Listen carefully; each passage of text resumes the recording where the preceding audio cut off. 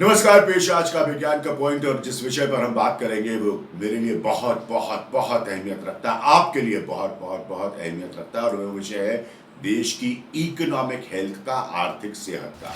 हाल में हमने देखा कि लॉकडाउन का क्या असर होता है। पिछले साल भी हमने देखा लॉकडाउन का क्या असर होता है। हमें अभी भी वो तस्वीरें याद है जब श्रमिक जो है वो पैदल चलकर अपने घरों तक जा रहे थे। लॉकडाउन कोई बहुत अच्छा समाधान नहीं होता है, बहुत मजबूरी का और बहुत मुश्किल का समाधान होता है।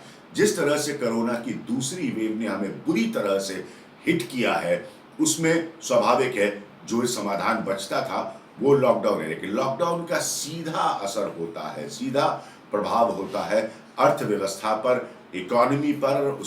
उसकी रफ्तार और धीमी हो जाती है और उसकी दिक्कतें और मुश्किलें बढ़ जाती है। इन सब बातों के बीच एक बड़े उद्योगपति ने एक सुझाव दिया, उदय कोटक ने यह सुझाव दिया कि क्या आरबीआई नोट नहीं छाप सकता और अंततः वो पैसों को गरीबों को डिस्ट्रीब्यूट करे ताकि आर्थिक स्थिति बेहतर हो। पिछले साल एक अर्थशास्त्री अरविंद पानीग्राही से बातचीत करते हुए लॉकडाउन के समय में ही मैंने उनसे यही सवाल पूछा था कि क्या भारत को इस बात को कंसिडर करना चाहिए, इस बात को सोचना चाहिए कि हम नोट छापने के लिए तैयार हैं। मैं आपको बता दूं कि जो भी विकासशील हो या विकसित देश हो, खासतौर पर अगर आप अमेरिका का उदाहरण दें, इंग्लैंड का उदाहरण लें, ऑस्ट्रेलिया का उदाहरण लें, लॉकडाउन के समय में, कोरोना से डील करने के समय में इन देशों ने लोगों को आर्थिक तौर पर भी मजबूरी दी। बहुत सारे टैक्स पेयर्स अपनी तरह से शिकायत करेंगे कि क्या उनको क्या मिला इस पूरी स्थिति में।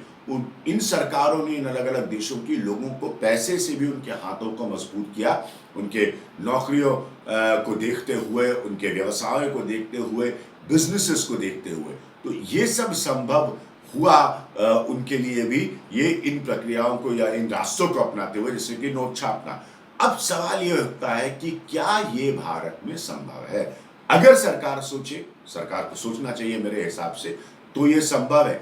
ये भी सत्य है अगर आप अर्थशास्त्रियों को सुने पूरी दुनिया में और विशेषज्ञों को सुने भारत के संदर्भ में, क्योंकि भारत की सोशियो पॉलिटिकल रियलिटी, सामाजिक और राजनीतिक सच्चाइयाँ बहुत अलग है, वैसे ही भारत की आर्थिक सच्चाइयाँ भी बहुत अलग है। तो इससे पैटर्न जो है, तरीका जो है, वो इन्फ्लेशनरी हो सकता है, यानी कि महंगाई और ऊपर जा सकती है। लेकिन बहुत सारे लोग इसकी दलील देंगे कि महंगाई तो ऑलरेडी ऊपर जा रही है। महंगाई जो है, मैं आज पेट्रोल और डीजल की कीमतों पर नहीं जा रहा हूं, तो महंगाई तो ऑलरेडी ऊपर जा रही है। लेकिन क्या हम एक बड़ा बूस्ट, एक बड़ा धक्का, एक बड़ी कोशिश दे सकते हैं अर्थव्यवस्था को? ये बहुत जरूरी है इस समय के हालात को देखते हुए। वैक्सीनेशन का जो प्रोसेस है उसमें समय लगेगा, आगे की जो हमारी आर्थिक स्थिति है, आर्थिक सेहत है, वो सुधरने में समय लगेगा। हमने बहुत सारे वादे किए हैं, उसको पूरा करने में समय लगेगा।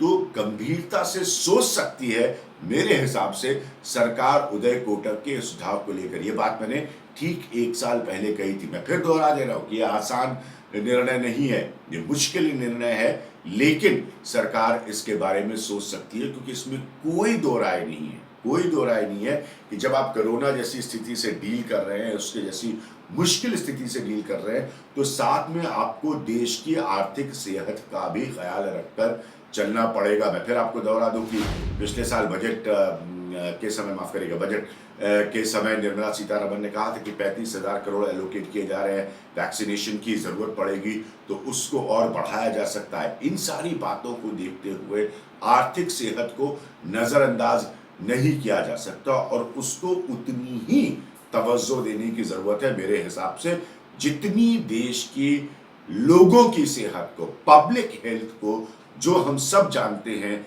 इस वक्त इतना बड़ा चुनौती का विषय है, क्योंकि कोरोना की दूसरी लहर ने इस कदर हमें हिट किया है, हमें चोट पहुंचाई है। तो मेरे हिसाब से उदय कोटक जो कह रहे हैं उसके बारे में गंभीरता से सोचने की जरूरत है।